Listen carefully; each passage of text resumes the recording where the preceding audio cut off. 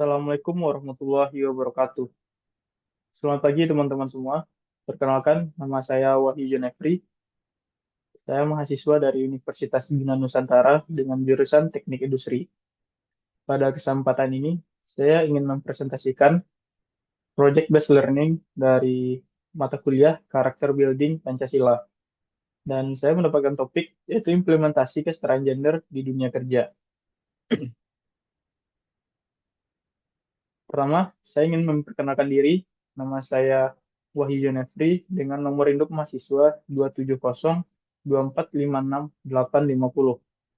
Saya berasal dari kelas D5DA dengan jurusan Teknik Industri.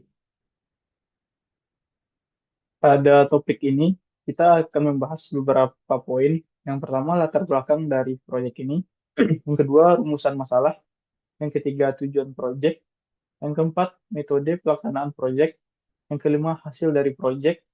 6. Solusi yang ditawarkan. 7. Refleksi pribadi. Dan 8. Kesimpulan dan saran. Yang pertama, latar belakang. Latar belakang dari masalah ini yaitu kesetaraan gender dalam dunia kerja menjadi isu kompleks di berbagai sektor, baik di Indonesia dan global. Banyak kebijakan telah dibuat, namun diskriminasi gender masih terjadi. Yang kedua, kesetaraan gender menyebabkan banyak terjadi hambatan di lingkungan kerja, seperti karir, pendapatan, dan benefit yang didapatkan dari perusahaan. Yang ketiga, banyak perusahaan yang sudah memulai memprioritaskan kesetaraan gender dengan membuat kebijakan yang mendukung. Namun, pada prakteknya masih sering diabaikan. Dan selanjutnya, rumusan masalah pada proyek ini. Yang pertama, bagaimana kondisi kesetaraan gender di dunia kerja saat ini, khususnya di Indonesia. Yang kedua, apa saja yang menyebabkan masih adanya diskriminasi gender dalam dunia kerja. Yang ketiga, bagaimana Pancasila dapat menjadi landasan dalam mewujudkan kesetaraan gender di dunia kerja. Yang keempat, apa tantangan dalam implementasi kebijakan kesetaraan gender secara konsisten di dunia kerja. Yang kelima, strategi atau langkah konkret apa yang dapat dilakukan oleh perusahaan dan pemerintah untuk meningkatkan kesetaraan gender dalam dunia kerja. Yang keenam, apa dampak positif dari penerapan kesetaraan gender terhadap perkembangan karir perempuan dan lingkungan kerja secara keseluruhan. Selanjutnya, tujuan dari proyek ini kita bagi dua, yaitu untuk masyarakat dan untuk mahasiswa. Bagi masyarakat, yaitu untuk meningkatkan kesadaran pentingnya kesetaraan gender di lingkungan kerja. Yang kedua, memberikan rekomendasi kebijakan untuk menciptakan lingkungan kerja yang adil. Yang ketiga, mengurangi mindset bahwa gender dapat membatasi peran dalam bekerja. Bagi mahasiswa, yang pertama menganalisa permasalahan kesetaraan gender di dunia kerja. Yang kedua, mengembangkan sikap terbuka terhadap perubahan. Yang ketiga, merancang proyek yang dapat memberikan dampak terhadap lingkungan kerja bagi kesetaraan gender. Yang keempat, proyek ini menjadi langkah nyata kami dalam menerapkan nilai Pancasila kedua dan yang kelima. Dan untuk metode pelaksanaan proyek, kita melakukan metode observasi dan wawancara langsung terhadap pihak yang sebagai peran utama dalam industri pekerjaan. Dan kami dari tim 7 memilih narasumbernya sendiri yang kami percaya bahwa memiliki kompetensi dalam menjawab pertanyaan-pertanyaan terhadap kesetaraan gender ini.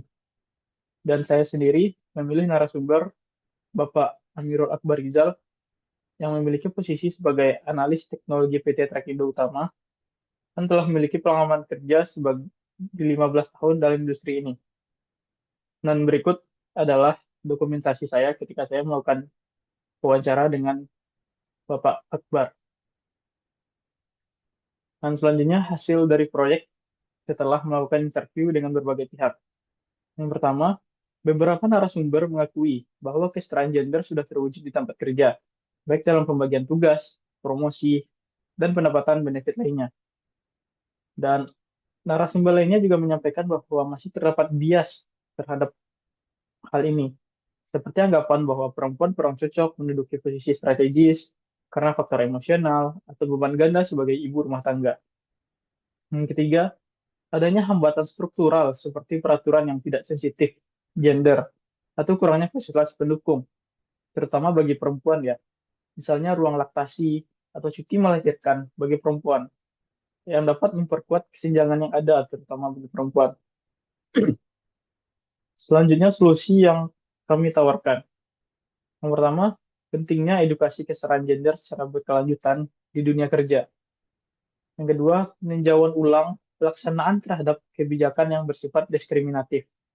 Yang ketiga, penciptaan ruang dialog terbuka antara karyawan dan manajemen terhadap topik ini, supaya bisa dapat diselesaikan bersama-sama. Yang keempat, proyek ini juga menyadarkan bahwa perwujudan kesetaraan gender bukan hanya tanggung jawab perempuan, tetapi semua pihak di lingkungan kerja. Selanjutnya, refleksi pribadi. Pengalaman dalam pengerjaan proyek ini membuat saya lebih peka dan terbuka terhadap isu kesetaraan. Saya belajar untuk tidak langsung menilai, tapi mencoba melihat dari berbagai sisi sebelum mengambil kesimpulan. Hal yang disebutkan sebelumnya juga menjadi tolak ukur saya saat ini, bahwa adil bukan berarti sama. Proyek ini mengubah cara pandang saya dan membuat saya sadar bahwa perubahan dimulai dari kepedulian dan tindakan nyata, bukan hanya dari teori atau pengetahuan saja. Dan terakhir, kesimpulan dan saran saya dari hasil proyek ini. Yang pertama, perusahaan perlu melakukan audit internal berbasis gender secara berkala. Yang kedua, laki-laki sebagai pihak yang dianggap super harus didorong untuk menjadi bagian dari solusi. Yang ketiga, pemerintah dan pemangku kebijakan perlu mempercepat revisi dan pengesahan regulasi yang mendorong iklim kerja yang adil gender. Dan yang keempat, masyarakat perlu meninggalkan narasi bahwa perempuan harus membuktikan diri lebih keras dan beralih pada pemahaman bahwa sistem yang adil tidak menuntut perjuangan ekstra dari pihak yang didiskriminasi, melainkan reformasi akar ketimpangan itu sendiri.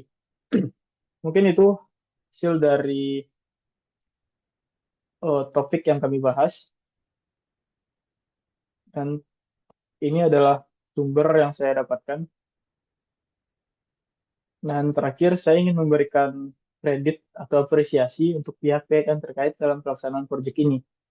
Yang pertama terhadap Bapak Niko sebagai dosen utama dalam mata kuliah Pendidikan Karakter Pancasila. Dan selanjutnya teman-teman saya dari Klub 7 yang telah bekerja sama untuk menyelesaikan proyek ini. Ada dari Milanda Sukma, Rizal Fadilah Anwar, Kalimatul Hasanah, dan Aditya Fitra Wahitama. Dan terakhir saya ingin mengucapkan terima kasih terhadap semua pihak yang terkait dalam proyek ini, termasuk narasumber-narasumber yang telah bersedia menyampaikan ide dan gagasannya untuk proyek ini. Akhir kata, terima kasih. Assalamualaikum warahmatullahi wabarakatuh.